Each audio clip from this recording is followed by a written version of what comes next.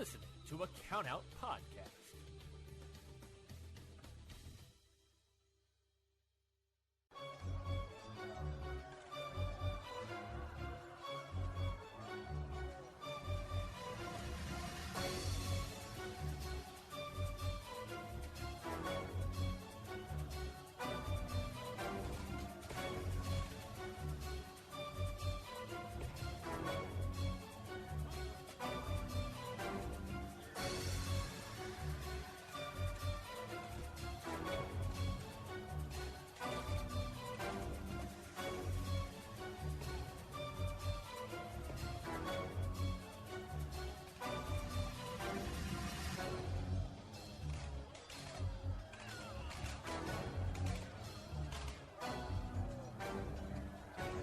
Clap sync it then. Yeah. 3, 2, 1. Ow. What is going on, everybody? Welcome back to another episode of Independent Waters. I am your host, Mikey Manfredi, and joining me, as always, is Zach Gmo Batista. Zach, how are you doing, my man? I'm doing quite well these days. I wish that certain wrestling companies weren't going through a fucking shitstorm right now, but I am hopeful for the future. To be transparent, fans, we had a weird day yesterday where we usually record, so we're recording the day of this episode is getting released, which is also the day of the Dynamite after All Out 2022, which is where everyone knows the shitstorm happened between Punk and the Elite. And here we are. We're just gonna that's a thing that is currently happening that we are all trying to figure out what the fuck the consequences are going to be, but we are not going to talk about that. Yeah, because you have all probably heard enough of it already, and have probably heard way too much. So, we are going to talk about the independent wrestling scene, and we have a different format this week, don't we? We do. We're going to be taking things in a little bit of a different direction. Instead of 3 random matches that me and Zach just randomly picked, and we're like, yeah, we'll do that, we'll watch that one. We're going to start every week, we're going to start focusing on one promotion, and working through some matches there, to give you an idea of how this promotion is and like what the matches are like, and see if you'd like to check it out. So today we are kicking things off with our focusing on promotions. The one we are focusing on this week is Pro Wrestling Legacy. We've reviewed some Pro Wrestling Legacy matches in the past. We've seen some superstars do what they can do. Zach, I'm excited to get into this one. I am quite excited as well. I was quite pleased with pretty much all the matches that we got from Pro Wrestling Legacy, but I expected as much.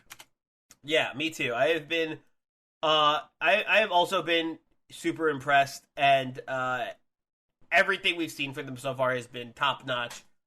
We've seen some fun matches, some fun like cinematic style matches. We've seen some like hour-long bangers. We've seen everything we've seen from them has been solid. Of course, Pro Wrestling Legacy based out of El Paso, Texas, and they actually, we reached out to them on Twitter, and they gave us matches that they think represent the company well. So, we are going to talk about those 3 matches that they gave us, which are a Fatal 4-Way match from Lucha City, El Cobarde versus Marty Snow versus El Dragon versus Cosmo Orion. This is for the PWL World Championship.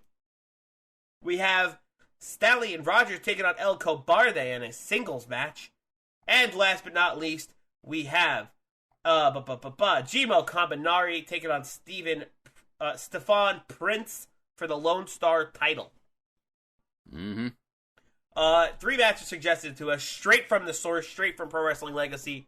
So go check these out when you're done listening to this show, of course. Yeah.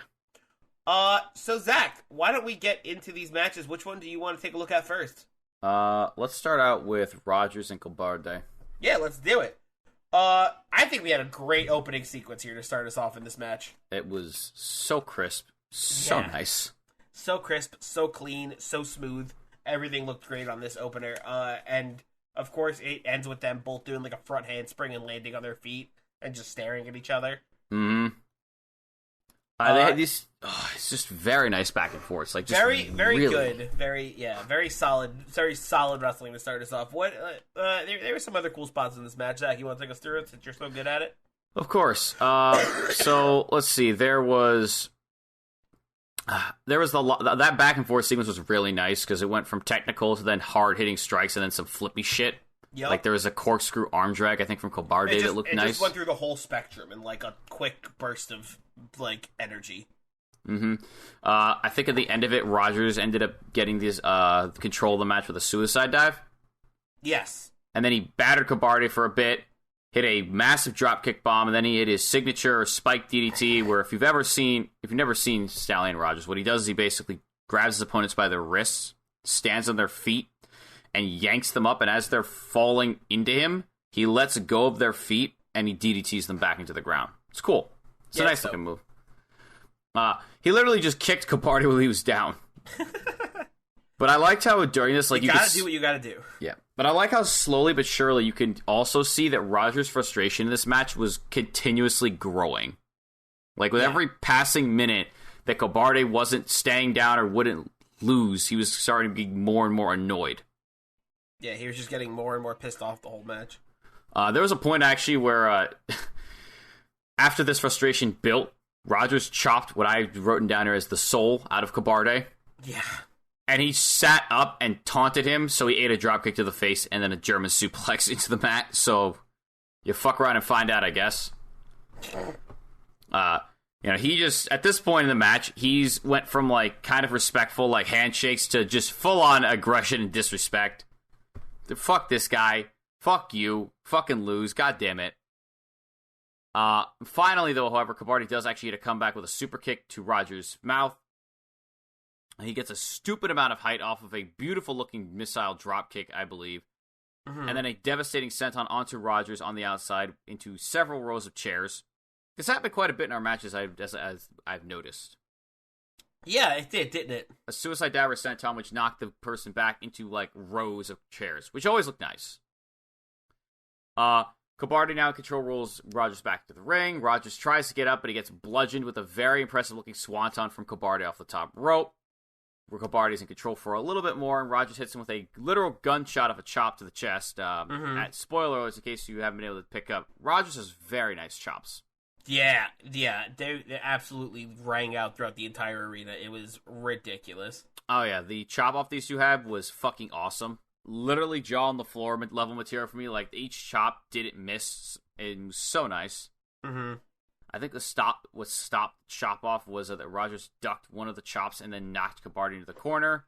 He then beat the shit out of him until he fell back to the bottom of the corner. But when he turned around to walk away, Cobarde got up, kneed him in the face. He got up, literally did the same thing back to Rogers, forearms in the corners, knocked him back down so he was sitting in the corner. After that, he then goes to the opposite corner, but, of course, Rogers comes after him, so he knees him in the face. He goes to the top rope, but Rogers is able to stop him. The two exchange a bit more, if I recall correctly, and in the end, Rogers sends them both crashing to the mat with a superplex. They lay on the mat for a while, and eventually they both get to their knees at the same time. They go back and forth with some more forearms. They get to their feet. It just devolves to them slapping each other at some point, if I recall correctly. Yeah. Yeah, there was one point where they both stood up and just got into, like, a smack off. Mm-hmm. Until Rogers takes Cobarde out with a running headbutt. He hits him with this several times, by the way. Like, on the top rope, on just every point he can, he hits him with this running headbutt, which is Rogers' finisher. It is a nasty-looking move, and it's got good impact, and I like it a lot, basically. Mm-hmm. However, so after the two of them get to their feet, they slap each other, and Rogers takes Cobarde out with the headbutt. Rogers goes to pin Cobarde, but Cobarde gets his foot on the bottom rope. In an absolute shock at this, Rogers takes off both his elbow pads, puts Cobarde on the top rope, hits him again in the face of the headbutt, and goes up there with him. And it looks like it's all over for Cobarde, but he then slips through Rogers' legs, pulls Rogers' head down, super kicks him in the face, and then he wins the match by hitting a spinning fireman's carry driver he calls the Thunder Bomb for the win. Yeah. This match is really fucking good. Yeah, it was a very easy to watch match. It was the longest of all the matches they gave us, and I watched specifically because I was like, all right, let's get the long match out of the way. It's going to take the longest for me to watch and go up to, and then it actually was the easiest one. Like, it was like, I blinked, I was like, oh, the match is already, like, done. Yeah. It's just, yeah, it's one of those you can't look away from because they just run it through so smooth and so quickly, and everyone just, like, both guys in this match are just very good at what they do. Yeah. What would you give this match, Mikey? I give it a high meh. I thought it was good. I don't think it got that marked out for me, but I thought it was really, really good.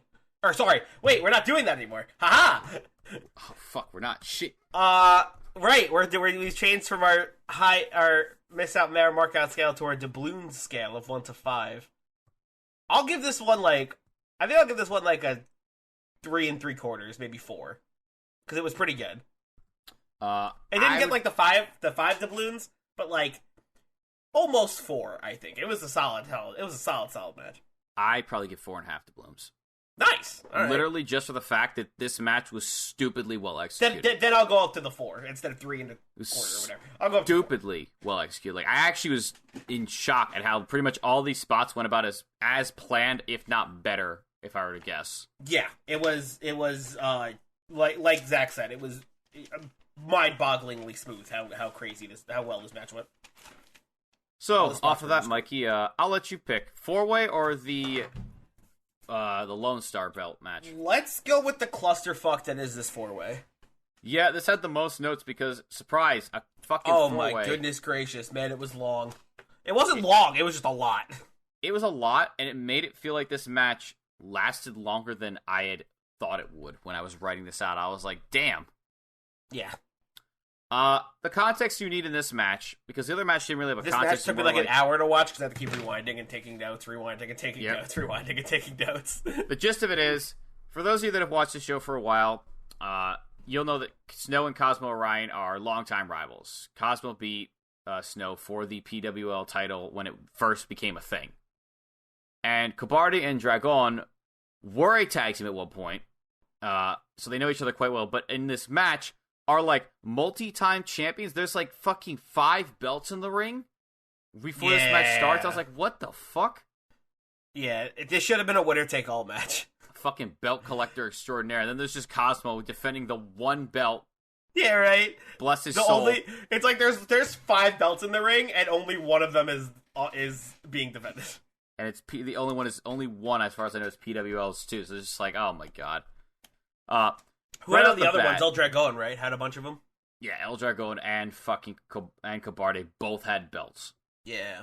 Multiple belts, if I recall correctly. The whole squad is rolling in gold, except for Marty Snow.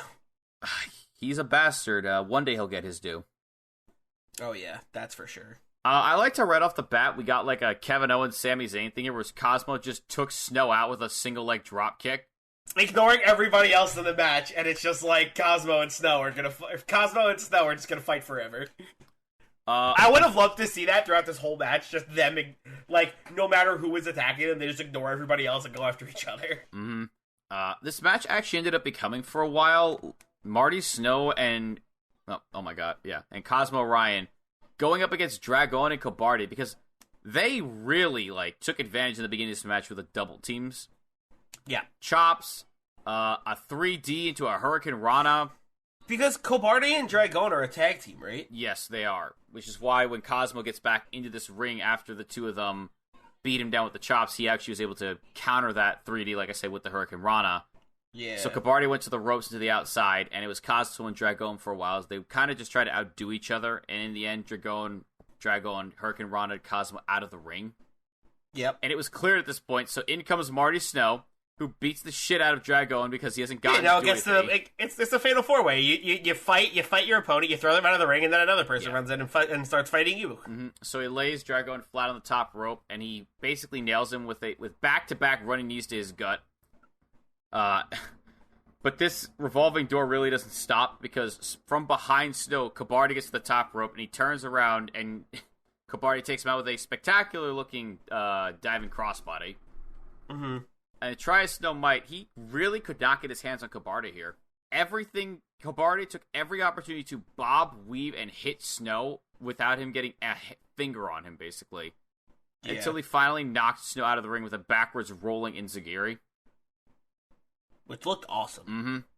Cobarde goes for a suicide dive on Snow, but mid-run, Cosmo just straight up steals his suicide dive from him, which I thought was amazing and hilarious at the same time. Like, you ever just Get your suicide dive stolen. So Dragon's like, well, fuck it. It's like, fuck just happened? I don't know. So he then, if I recall correctly after this, Dragon jumps to the ring. The two fight. Dragon tries to slip under the bottom rope, and Cobarde takes him out with a suicide dive instead. Everyone's out on the outside, and the first two back in the ring are Cosmo and Cobarde. They exchange some running clotheslines in the corner. Can I just say, your note-taking is impeccable, my friend. It is ridiculous. I could not keep up with this one for the life of me. I tried real hard. Matches like these are the hardest. Like, that's why tag matches and clusterfucks are hard for me, because there's so much going on. Yeah. Like, the match is a literal revolving door. Like, Cobarde and Cosmo are down in the ring, right? The two fight for control, and in comes Dragon, who tries to slam Cosmo and Cobarde to the ground, but then Snow gets back into the ring, as the two of them are basically on the top rope in the middle of this Tower of Doom spot, and instead Marty's like, fuck that, we're not doing that. Dismantles the Tower of Doom. Yep. Bastard. I like how, okay, spoiler alert, they do end up getting the Tower of Doom, but I like how they teased it a lot. Mm-hmm. And Marty was just like, no. Mm-mm. Also, sidebar, Max Caster just tweeted a picture of a microphone, and he said, guess what I have tonight? I was laughing when I saw it. Oh my god, he's gonna go off! Mm-hmm. It's gonna be great. Dude, I literally tweeted before on the Indie Water Store, I go, I hope the Acclaimed are on Dynamite tonight, because Max's rap is gonna be insane. He's got so much material. Oh, good lord. Oh my god. He's gonna get suspended now. Fine for his flames, or his rhymes being too hot. Yeah, he's gonna say something bananas. Mm-hmm. Oh my god, I'm so excited. Anyway, continue. I'm sorry. So, tonight's Dynamite's gonna be nuts. It is. So Marty, as we said, has dismantled the Tower of Doom now, and he then... The best part I love of this is, he didn't do this just to win this match. He did this to specifically go after Cosmo by Samoa dropping him off of the fucking top rope. Like, he just picks him off, he's like, come here. Die. Yep, get over here. I thought he was gonna go for the Snow's End, actually, but he didn't. Mm-hmm. He then clears the ring. Dragon and Cobarde keep trying to get back into this match, and Marty does the smart thing of just knocking them off the apron every time they try to get back up. No! Stay out. Get. He then They're goes... swatting away like flies, like, get out of here. He gets to the top rope, but before he can do anything, he gets halted by Cobarde, who beats him with a strike. And inevitably, Marty shoves Cobarde off the top rope, but then has to deal with Cosmo, who now at this point has gotten up. He strikes him, heads to the top rope, but Marty is a stubborn bastard, and he knocks both Cosmo and Cobarde off this top rope. He's the king of the mountain here at this point. So they both, instead, together, run up, hit Snow, superplex him off the top rope. Dragon gets underneath to powerbomb them, and we get our nice Tower of Doom spot here. Yeah, it finally happened.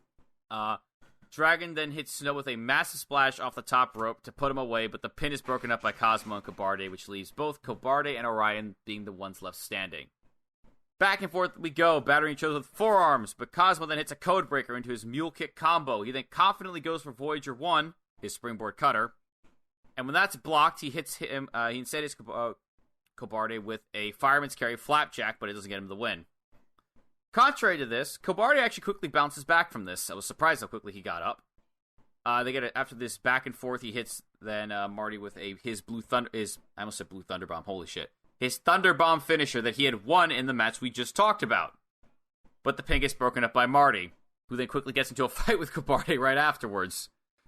Got a couple of quick kicks from Cobarde, encounters from Cobarde. Snow flips him inside out with a ripcord lariat, though. His dreams of winning are kicked away, though, when Dragon then super kicks him in the face mid-pin. And he, in short fashion, then takes it to Snow with a mean chop to the chest and a awesome slip under a big boot. Like, he literally Matrix slides under Snow's big boot, and he grabs his leg and yanks him backwards, which trips him up. I thought that spot looked fucking sick. That's like some coordinated, like, movie shit you see in, like, the Matrix. Mm-hmm. Yeah. He then double stomps Snow in the back, throws him into the ropes, enziguris him in the face as he's laying, like, chest first on the middle rope. It's not going well for Snow. He went from dominant to just getting his shit rocked for a while. Dragon goes for a springboard something, and unfortunately, though, he slips off the top rope here. I felt his pain. Oh, yeah. And then he instead kicks Marty in the face and hits him with an elbow drop. Slips off the top rope like Finn Balor against Roman Reigns. Oh, my God. That's that bullshit-ass finish. At this point, Cobarde Won't get any more of those, hopefully. Hopefully not. At this point, Cobarde and Orion are back in the mix, and Cobarde removes Orion from the ring quickly, though, with a drop kick for going after Dragon, and sets off a very fast chain of events. I could go through the whole thing, but it is literally like a full-on lucha-ass sequence with Dragon wiggling after Cobarde, Dragon then injuring Snow, Orion super kicking. It's a full fucking hodgepodge, but in the end, everyone gets their licks in until they take Cobarde and Dragon take Orion out with a 3D. They go blow for blow, dodge Orion and Snow, who then run face first to each other, and they take out both of them with super kicks before Cobarde and Dragon super kick each other, and everyone collapses in the ring. That sequence had like 50,000 moves, but I feel like I'd just be talking forever. Yeah, they all just kicked each other and hit each other and just went all around back and forth. Which it was just all chaos that ended up in all of them being on the ground. And in the extremely rarest case scenario, as if hell had frozen over, Orion and Snow start to work together after this.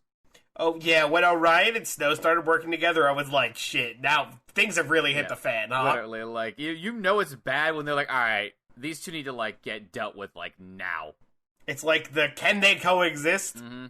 Honest to God, I'd be down to see Orion and Snow as a tag team. They could be face-heel dynamic with them trying to do each other. I'd be down. When they were working together in this match, they actually did, like, some solid double-team maneuvers, which I wasn't expecting. Mm-hmm. We had some double strikes from each other. There was some awesome... My favorite part of this was when fucking Snow has Dragon in the corner, and he hits, like, a running, I think it was, like, drop kick to his face, and he pulls out Dragon's leg, and he tells Orion to go for it, so he splashes onto his leg, and it fucks up, I think it's Cobarde.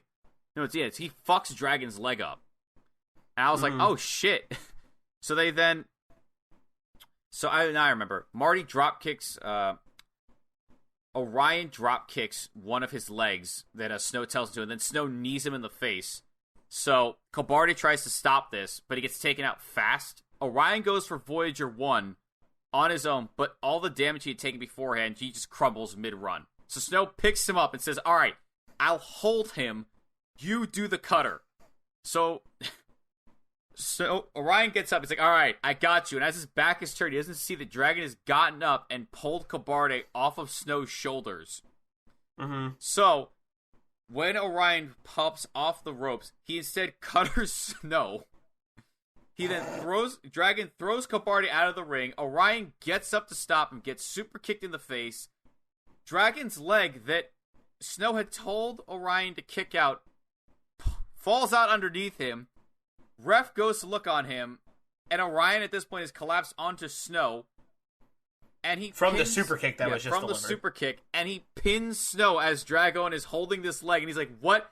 No! Wait! What the fuck? No!" That was one of the more creative endings I've seen in a Fatal 4-Way match. Fucking Orion survived this match. Orion didn't win this match; he survived this match. Yeah. And the irony that the only reason that Snow lost and he won was because of their double teaming. It's the only fucking reason. Mm-hmm. But yeah, no, these two as a team, I'd be down to watch it. So they try to work together. Bad shit happens to both of them, but Orion kind of got lucky. I feel like you could call them like some like play on words for like the Milky Way, because it's kind of like starry like the snow or something like that. Who knows? It's kind of. Wait, hold on. It's starry like the snow? Yeah, explain that. Like when you think of the Milky Way, it's like a bunch of like bright white stars like surrounding like a galaxy type thing. Okay. But I can't think of a cool looking name off the top of my head. No, that sounds bad. I had it in my head and I was like, that's cool, and then I was gonna say it out loud. Cosmo? Cosmo. Frost Nova. Frost Nova's kind of cool. Mm-hmm.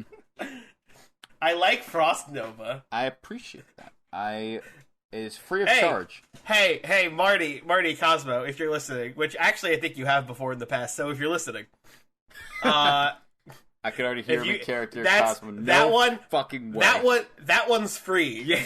I just hear fucking. If y'all ever team up, Frost Nova, that's free.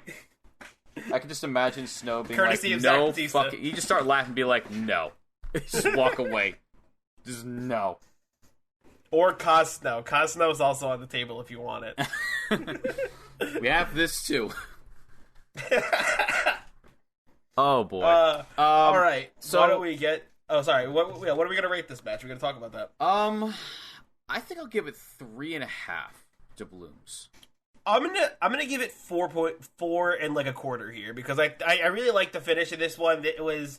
I think this was another match where it was like a lot of the spots were done really smoothly.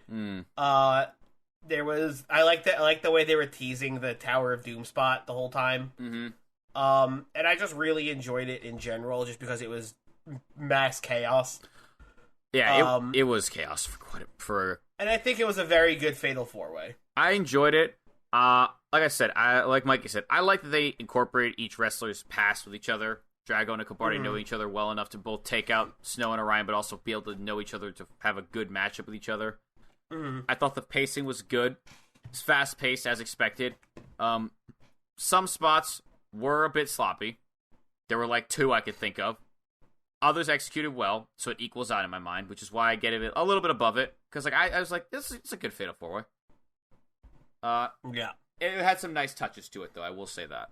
Let's get on to our final match. A match that does not involve Cobarde at all, surprisingly enough. Kaminari versus Stephon Prince for the Lone Star title. There is a decent amount of context for this match. These two used to be tag team partners. They were called Swagger, if I recall correctly. Because Stephon put the swag in Swagger. I don't know why Kaminari got the Gur part of it, but is what it is.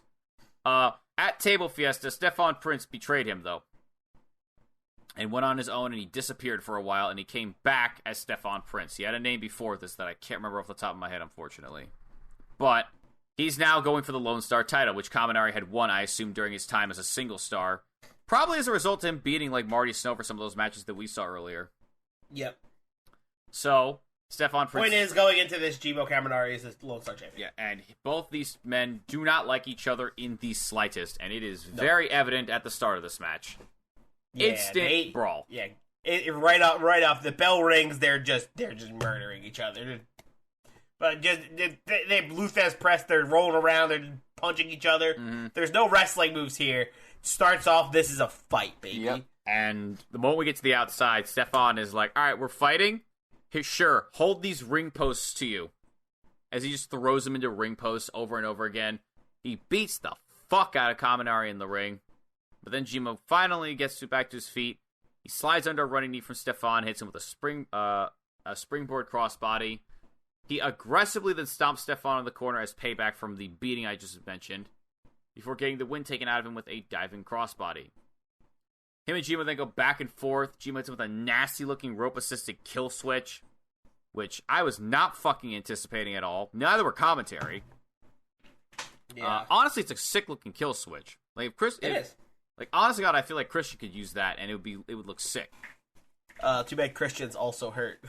Oh, for fuck's sake. Just like the entirety of the AEW roster. Oh, my God. Anywho. Sorry, we're really excited for Dynamite tonight. Yeah. These two, though, aren't hurt. They go back and forth with running strikes in the corner. Even though Jimo does stun Stephon with a back elbow to the face, Stephon stops him with a... He's basically stops Jimo in mid-air as he's trying to crossbody with a drop kick to the chest. That looked good. Yeah. Stephon, with Jimo's, basically... Jimo at this point, is not in a good place. Stephon Irish whips him. Jimo goes for a springboard back elbow, and he counters out with a backstabber. And Jimo's back is just pain for the rest of this match. Stephon then proceeds to just attack his back, as well as kick him repeatedly as he falls backwards out of the ring. Gets him back in the ring. Stephon just keeps beating up Kaminari, and despite this, Kaminari starts to fight back with a series of quite exciting arm drags. Yeah. Like, he was flying through the air arm dragging him. But this is quickly ended when Stephon destroys him with a double underhook swinging neckbreaker. And it doesn't get him the win, though, so he's now visibly frustrated. And he sets Kaminari up for a curb stomp. Mm-hmm. When he goes for it, though, Jimo dodges it and dives and drives him into the mat with a Fisherman Buster driver. Stephon now seems to be down for the count, so Jimo goes for his corkscrew splash finisher, the Ben Bomb. Yeah. And while he does hit the move, upon his right leg hitting the mat, it immediately becomes too painful for him to pin Stephon, who had, Yeah. by all matter in this match, is dead to rights lost at this point. Yeah, the bend bomb is usually the finish, the end of the match. And unfortunately for Gmo, he is so determined to win this match after this that he fights through the pain and he yanks up Stephon's leg as high as he can and he puts it on the fucking rope. So the ref counts to 3, but then realizes his foot's on the rope and is like, nope, match still goes. That was an unfortunate mishap. My heart goes out to Gmo because goddamn, that was a heartbreaker. So Stephon, now up, knocks Gmo down with a springboard back elbow. He goes to the top rope and to hit his frog splash finisher, but Gmo sees this and stops him with a strike to the face. They're both down on the top rope, and Gmo then hits them both with Mikey's favorite move, one of his favorites at least, a Spanish fly off the top. Avalanche Spanish fly! Such a cool looking move. It was so dope. But Gmo comes out worse for wear because we mentioned his right leg is quite hurt at the moment, and it slams right on the mat upon crashing. Yep, which is also tough.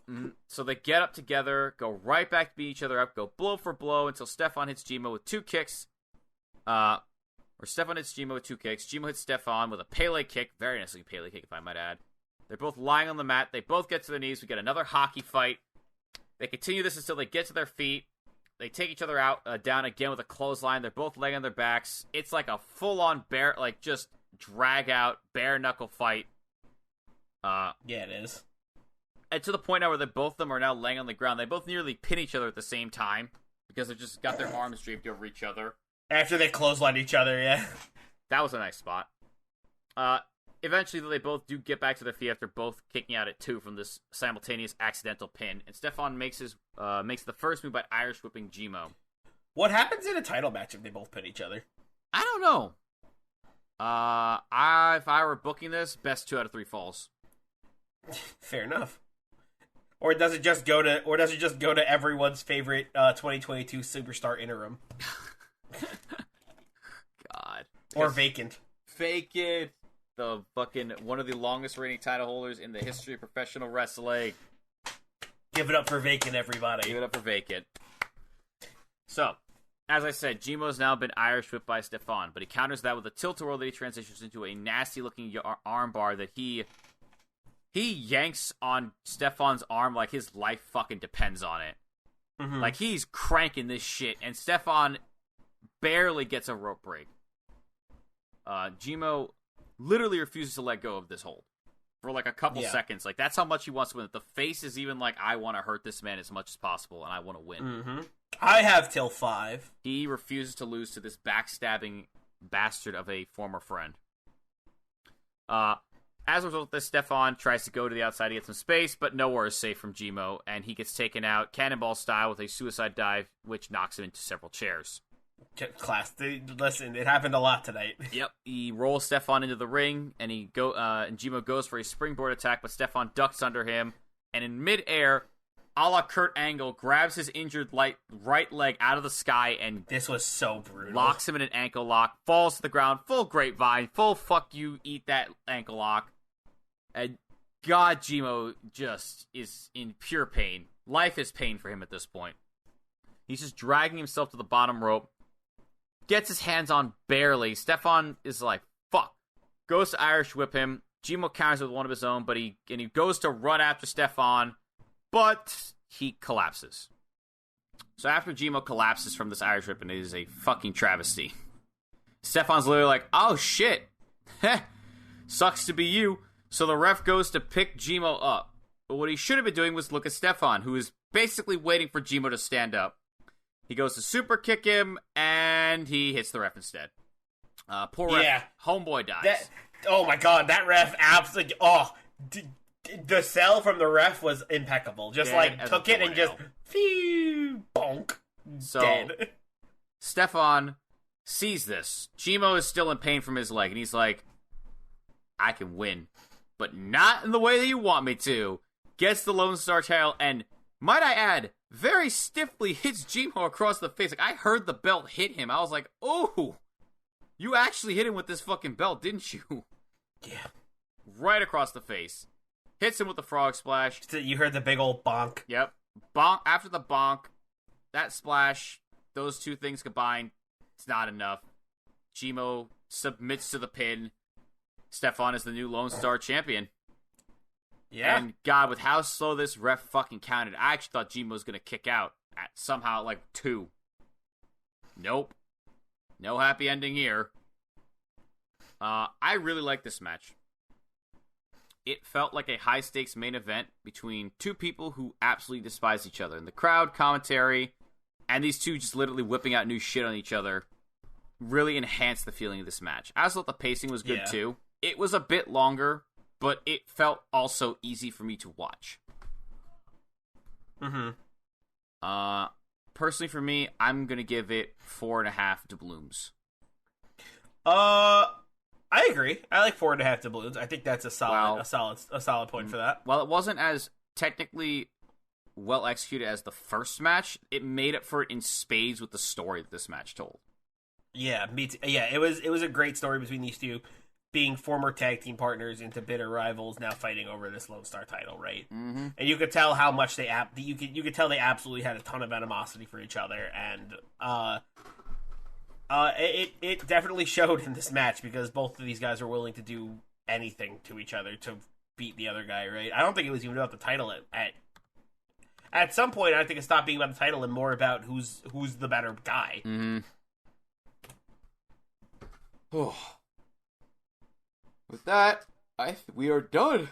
I agree. That is all of our matches this week from Pro Wrestling Legacy over in El Paso, Texas.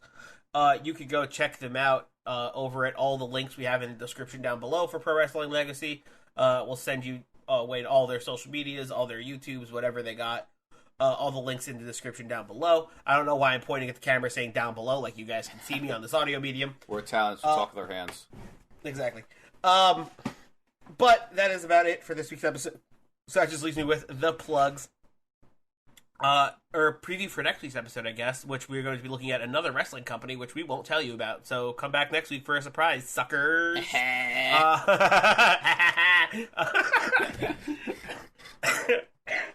Oh, God. Dying. I worked myself into a shoot, brother. Anyway, plugs. We have a Discord, which you should go join. Link in the description as well. The Countout Discord, it is where all of the people who are fans of the Countout Network like to hang out, chat about whatever's going on in the wrestling world, which is a lot right now. So if you want to jump into the discussion, go head over to the Countout Twitter and talk to people and see what's going on. You can also follow us on Twitter at Indy Waters, or follow the Countout Network on Twitter at Countout Pod, where we share our thoughts on the world of wrestling and the world in general. And you can see the links to all of our episodes over on our Twitter as well, and links to any matches we check out here on this show. You can also find over on our Twitter. And you could go subscribe to the Countout Patreon if you want more Indie Waters and more content from the Countout Network. Go subscribe to the Patreon. We have 3 different tiers: a $3 tier, a $5 tier, and a $10 tier, all with super cool perks. So go check that out. Link is also in the description. Go check out the YouTube channel, the Facebook page, all of our other social medias. We have an Instagram now, all Countout Pod, Countout Podcast, some version of it. You can find it. And once again, I'm going to say it one more time. Links in the description. I think that about does it for the plugs. Oh, I guess go check out our merch store on TeePublic. We have a bunch of cool merch over there. We have an Indy Waters t-shirt. There's How to Talk to Your Friend About. There's t-shirts for every podcast we have here on the Countout Network. So go check out our TeePublic store now. We have that, which is very, very cool. And I believe that about does it for the plugs. Zach, you got anything? No. Didn't think so. So that just leaves me with one thing left to say, and that is to remember there's a gigantic sea of independent wrestling out there. So never stop exploring.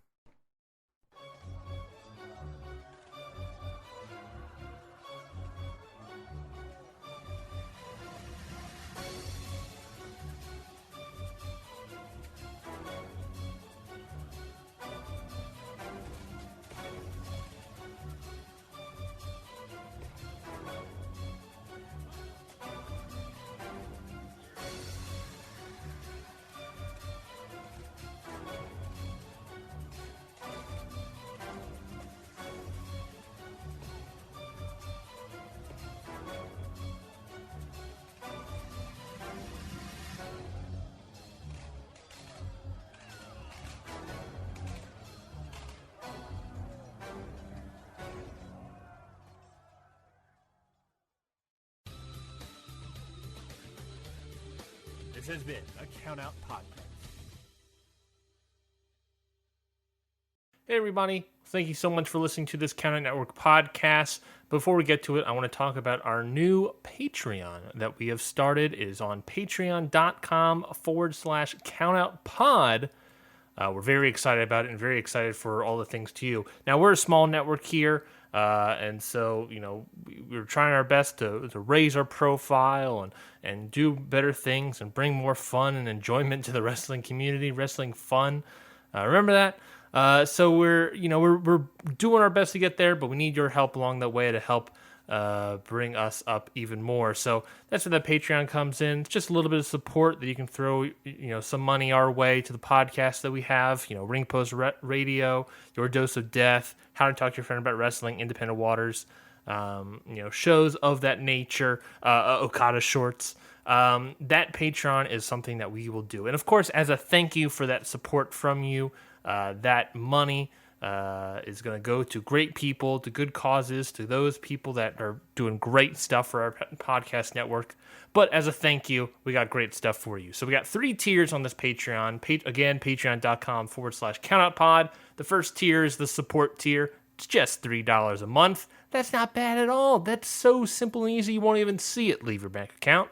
And of course, in there, you'll just get a straight up thank you from us, a shout out on all of our podcasts, thanking you for your support. And you'll also be able to join that Content a Month Club. So what that club is every month we will release one piece of audio, one piece of video, whatever it may be, for the support tier, for the $3 tier that is typically behind the $5, maybe even the $10 tier of the Patreon. So you'll be able to get that just for $3. You'll get that content for $3 every single month, and at the end of the month, they'll go back behind the other tiers. But if you want it all the time, you can, of course, get it in the Kayfabe and Shoot tiers. The Kayfabe tier is $5, where you'll get that thank you, and that's where you'll find all of our wrestling-related content, like the new show from Ring Post Radio. Ryan hasn't seen anything, of course, that's me. It's the show where I embarrass myself by admitting to the world matches that I have never seen, and me and Scotty Edwards from Ring Post Radio watch it along with you. Again, that's Ryan hasn't seen anything. And in that tier as well, you get the old content from the old network membership, along with special Discord access as well. So go check out the Kayfabe tier. That's only $5. And in the $10 tier, this is the most expensive tier, the Shoot tier, you get that thank you. You get all that older content. You'll get all those Kayfabe tier goodies of wrestling-related shows. But this is where you also get our non-wrestling-related content. If you really want to hang out with us, this is where it is. And you can do that through our monthly Jackbox Party Pack games with the whole Countout family. Maybe not the whole Countout family, whoever's available, I guess. But with the Countout family, you can join along with us and play along if possible. And of course, you also get our current running show. It's a D&D show, Cantrips and Clotheslines, where you can follow the adventures of Andre, the Pebble, John Meowxley, May Duskmere, and of course our wonderful DM, Jared Luthi. Some great content, some great shows there, all on our Shoot tier, $10. Again, go to patreon.com/countoutpod and join the Countout Network Patreon today. Any of the tiers, we'd be very thankful. It's all going to good podcasters, and they would all very much appreciate it as well. So if you can go and donate and go put money into the Patreon, you'll get some great content out of it, I'm sure you. So definitely go check that out. We'd very much appreciate it. Now let's get back to the show.